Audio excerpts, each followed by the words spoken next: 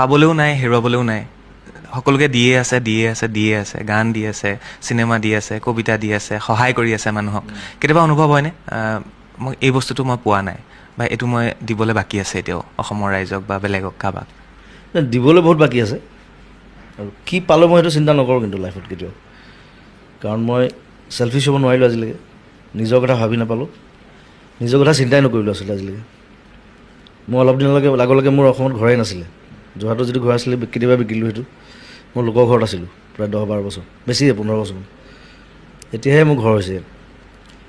চ' মোৰ মেনেজাৰজন তৰ্চেম মিত্তাল, সি প্ৰথম লগ পাই পেলাই মোক কৈছিলে, আপুনি তেতিয়া মই 10,000 মান গান গাইছোঁ তেতিয়ালৈকে। কৈছে আপুনি 10,000 গান গাইছে, পইচাবোৰ কি কৰিলে?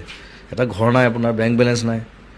মই বোলো পইচাবোৰ জানো কাৰোবাক বিলাই দিলোঁ চাগে মানুহবোৰক, পকেটত যিকেইটা পইচা থাকে সেইকেইটা চলি থাকোঁ মই। চ' মই তেনেকুৱাই আৰু, মই অলপ উদাসীন এইবিলাক কথাত, এইবিলাক চিন্তা কৰি নাথাকোঁ। মেটেৰিয়েলিজিমত মই নাই, কেপিটেলিষ্ট হ'ব নোৱাৰিলোঁ আজিলৈকে, ছ'চিয়েলিষ্ট।